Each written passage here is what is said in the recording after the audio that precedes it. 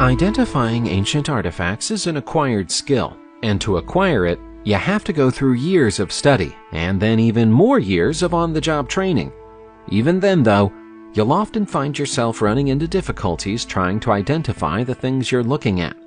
There's simply no good rational explanation for some of the things you'll see in this video, but we'll try to provide you with one anyway.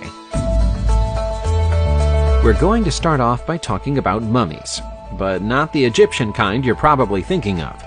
Instead, let's look at some North American mummies. These incredibly well-preserved human remains come from Nuuk in Greenland and are known as the Kilakistok mummies. They're a little unsettling to look at, and we imagine they must have been even more unsettling for the brothers who found them when they went out grouse hunting for the day in 1972. The brothers are thought to have been the first people in years to enter the abandoned Inuit settlement of Kilakistok, and it's there that they found the 8 human bodies buried under a pile of stones. It's highly unlikely that whoever buried them intended to mummify them. It just happened automatically because of Greenland's icy climate. Experts were hastily summoned to the site, where they confirmed that the brothers had found the remains of 6 adult women plus 2 children, all of whom perished together around the year 1475. All of them were covered in tattoos, which even covered their faces. The reason they passed away is unknown, but somewhat gruesomely, it appears the youngest child may have been buried alive. Nowadays, if you want to make a globe or a map of the world, all you have to do is consult pictures taken from space, or pictures taken by planes or drones if you want to include finer details. Hundreds of years ago, that wasn't possible, and so the appearance of the world on one globe might differ dramatically from the appearance of the world on another. With that in mind, we think that this might be one of the first ever globes of the New World, by which we mean a world map created after the discovery of the American continent. That makes it a very special artifact, but there are 2 further points that make it even more fascinating. The first is that we have no idea who created it. The second is that it's been carefully etched onto the shell of an ostrich egg. As was the case with many world maps of the time, monsters have been drawn in the sea, possibly based on the fanciful stories of sailors returning from long voyages. There are even some rumors that the globe was crafted in the workshop of Italian master Leonardo da Vinci during the early 1500s, although without any supporting evidence, we can't confirm that story. During the height of the Vietnam War, 2 priceless ancient sandstone artifacts were stolen from Thailand and taken back to the United States of America. In May 2021, the artifacts finally found their way back home again.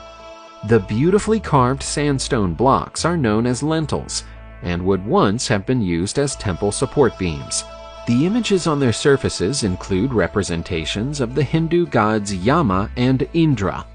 It's always a difficult task for scientists to provide a date for a stone artifact, but in the case of these lentils, it's considered likely that they were created in either the late 10th or early 11th century. According to experts in Thailand, the lentils are especially valuable because they demonstrate the influence that the ancient kingdom of Khmer had on the regions around it.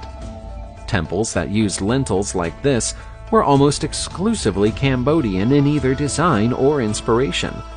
The artifacts were taken by unknown hands in 1958, but authorities in Thailand aren't interested in finding out who stole them. They're just glad to have them back. You can find all manner of strange things in the desert. On that topic, meet Ada, the 6-inch-high skeleton from the Atacama Desert that some people believe is the body of a tiny alien. To make it even creepier, the skeleton was found in the churchyard of a deserted town called La Nouraya. Testing on the skeleton has revealed that it's less than 100 years old, but so far, we've been unable to say who or where it came from conclusively. Scientists looking for a rational explanation have tried to write it off as a non-viable human fetus, but that wouldn't explain the strange cranium of the body. Another theory is that it's the body of a human who suffered from chronic dwarfism, but the smallest living human ever recorded was 4 times larger than this. Researchers at Stanford University were given 6 whole months to study the body in 2003, but even after all that time, they couldn't come up with a satisfactory explanation for its existence. It's definitely not a hoax, but we may never know what species or race little Ada belonged to. Historians often assume that the ancient Romans used to keep slaves during their occupation of Britain, but direct evidence of that has always been hard to find. That changed in April 2021, when a startling discovery was made in Great Casterton, Rutland, by builders working on a home extension. Imagine how shocked they must have been when they came across the shackled skeleton of a man buried deep below the house. The unfortunate individual was buried in a ditch with iron fetters attached to his ankles. It's the only known Roman-era example of someone being buried this way. Archaeologists have been able to use radiocarbon dating to demonstrate that he was buried somewhere between the 3rd and 4th centuries. It's thought that shackles were usually removed from enslaved people before burial so they could be reused. So this man must have done something very unusual to justify being buried in his.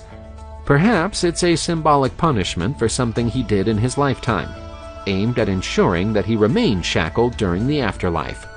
On the other hand, maybe it's not what it appears to be. A few ancient Roman manuscripts claimed that the dead were sometimes shackled to ensure that they didn't rise again to torment the living. So it's possible that this is evidence of that practice rather than anything to do with slavery. Our next discovery was made in Puerto Rico and might represent the first evidence of a previously unknown civilization. The discovery is a set of 800 finely carved stone artifacts, each of which was crafted roughly 600 years ago. They were first found by archaeologists in the 19th century, but weren't properly studied until 2019.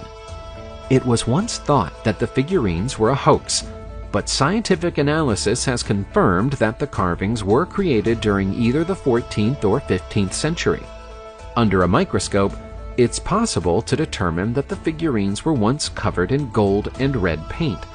No artifacts like this have ever been found in this region of the Americas before. Some of the markings on their surfaces have been interpreted as a form of writing, but this is a controversial interpretation that will require more evidence before it can be proven. No known pre-Columbian writing systems like this exists elsewhere. The markings don't resemble any kind of markings known to have been used by the Maya or the Aztecs, so scientists have no idea who to credit with their creation. Legend has it that the statuettes were found by a Puerto Rican monk called Jose Maria Nazario, but there's no evidence that he ever existed.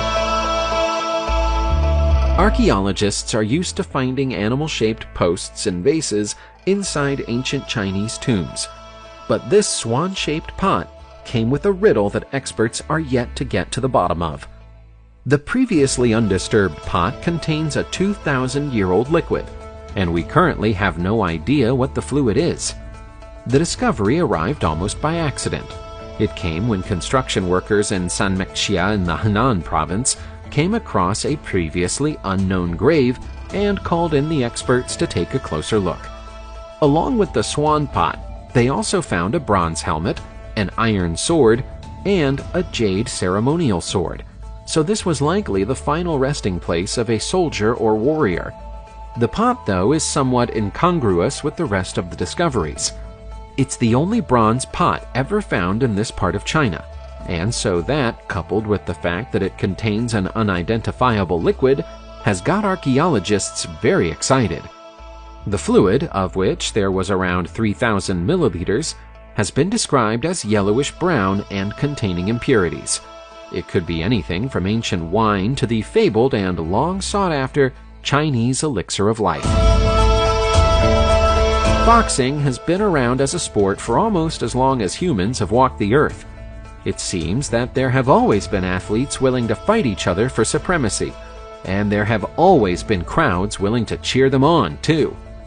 The earliest references we have to boxing as a sport date back 3,000 years to ancient Egypt, but a recent discovery in Northumbria, England, has proven that the ancient Romans were fans of the sweet science too. Found at the region's Vindolanda Roman fort, these two leathery lumps are primitive boxing gloves, and they're around 1,900 years old. Although we know that the Romans enjoyed boxing, these are the only two surviving gloves that have ever been found. It's thought that different units within the Roman army would battle each other in boxing matches for bragging rights and supremacy, although it was also known that their friends enjoyed gambling on the outcome of the contests too. This particular pair were well worn and loved. Their owner thought enough of them to patch them up rather than throw them away. A very long time ago, the residents of Norway were so addicted to playing gambling games that the king had to make them illegal. Many of the game pieces and boards involved in these games were destroyed at the time, but some were found in Oslo's medieval park in March 2022. There, archaeologists have found a wooden game board, 3 soapstone pieces from an unknown game, and what appears to be a chess piece. It's impossible to be certain about what kind of game might have been played with these pieces, but some experts have speculated that it might have been an early medieval version of backgammon. Carving was a common skill in the Norway of the time, so the pieces could have been made by anybody, rich or poor, old or young. People would play these games and place wagers on them while drinking beer, and social unrest caused by all of this drinking and gambling prompted King Magnus Lagabøtes to ban all gambling in Oslo in 1276. Scientists think that gaming at the time was so prevalent that players might even have been addicted to the dopamine hit that came with winning, which is why these artifacts have been described in the press as the game pieces of Norwegian dope addicts. Shari Sokta, better known to the world as the Burnt City, is one of the oldest settlements in Iran. It's easily the largest, too, and certainly the most mysterious. Burnt City is now a UNESCO World Heritage Site, but even the people who awarded it that lofty status don't truly understand the city's history. It was abandoned suddenly for unknown reasons just under 4,400 years ago, with its people leaving behind very little for us to remember them by. Archaeologists have been digging through Sari Sokta for years, and in December 2021, they found a collection of figurines representing humans and animals. Most of the figurines look like cows, but there's something odd about the human figures. The men are always depicted as standing, and the women are always depicted as sitting. This might suggest that women were subservient to men in this society, or it could suggest that women sat on the throne and men stood by to attend to them. We simply don't know enough about the burnt city to say either way. Only around 4% of the old city has been fully excavated as of 2022, so perhaps the answers lie in the remaining 96%. Why is it that so many cultures from around the world, including some that still exist today, believed in the existence of all-powerful lizard people? The oldest known representations of these humanoid lizards come from Tel al-Ubaid in Iraq, where archaeologists unearthed a collection of 7,000-year-old lizard sculptures at the start of the 20th century. Our struggle to understand their meaning is tied up with our lack of knowledge about the Ubaidan culture. We know that they emerged in Mesopotamia around 8,000 years ago, but as with the Sumerians, we have no idea where they came from. However, we do know that they created large villages of mud brick houses and displayed agricultural and architectural skills that were way beyond the standards of their time. The lizard figurines they created all appear to wear helmets, and are either extremely muscular or have padded shoulders.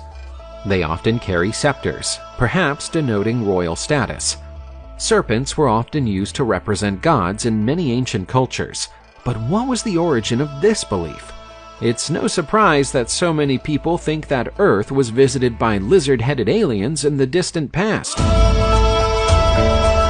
It's obvious that the Well of Santa Cristina in Pollitano, Italy, was an enormously important site for the people who built it. We just don't know why it was so important. It's too decorative and elaborate to have been a simple well, but we can't work out what its other purposes might have been. We don't even know its real name. We only call it the Well of Santa Cristina because of the 12th century church nearby. But the well was built much longer ago than that. It's around 3,200 years old, and was most likely made by the Nuragic civilization, who once called Sardinia their own. Unfortunately, the Nuragic people had no written language, so understanding their ancient monuments is a little difficult. The well is surrounded by buildings that might have been dwellings, with a central meeting point, but we can't know that for sure. The bottom of the well is accessed by a beautifully constructed stone staircase, and there's a space at the bottom that might have been a place for rituals to be conducted, but we can't say that for sure either. It's an enigma, but it's a very beautiful enigma. Subscribe to the channel, turn on the notification bell, and enjoy watching new videos on my channel. Thanks for watching, and see you soon!